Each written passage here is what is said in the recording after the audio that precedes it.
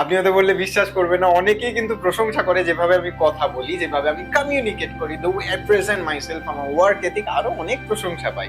সত্যি কথা বলতে এই সবগুলি আমার বাবার থেকে ধার করা। জানেন তো, বাবাদের কন্ট্রিবিউশনটা কোথাও প্রকাশিত হয় না বা প্রকাশ্যে আসে। বাবাদের সাথে আমাদের কমিউনিকেশন গ্যাপ মাঝে মাঝে হয়ে যায়, অনেকে হয়তো বলে উঠতে পারি না থ্যাংক ইউ। তো আপনার বাবাকে এই ভিডিওটা পাঠিয়ে দিন একটা থ্যাংক ইউ। এবার একটা ছোট্ট গল্প বলি। একদিন স্কুলে যাওয়ার আগে বাবা আমাকে ওয়েদার প্রেডিকশন দেখে বললো, বিটু আজকে কিন্তু মনে করে ছাতাটা নিয়ে যাবে, কারণ আজকে অবশ্যই বৃষ্টি হবে। গেস হোয়াট, আমি কি করলাম? তার এক্সাক্ট বিপরীত, আমি ছাতাটা নিয়ে যাইনি। 2 hours later. স্কুল থেকে যখন অটোয় করে বাড়ি ফিরছি তখন অলরেডি বৃষ্টি শুরু হয়ে গেছে। অটো থেকে নেমে আমি জাস্ট হাঁটা শুরু করি, তখন তো বিশাল বৃষ্টি হচ্ছিল, আমি একটু ভিজেও গেছি।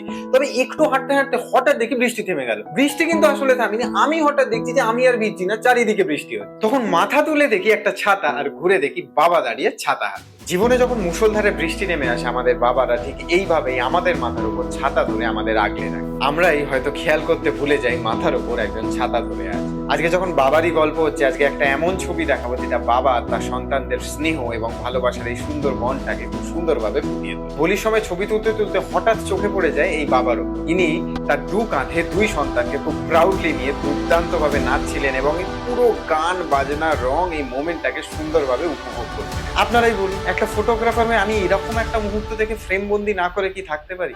আর কি, ছবিটা তুললাম, এবার আপনারা ছবিটা দেখুন।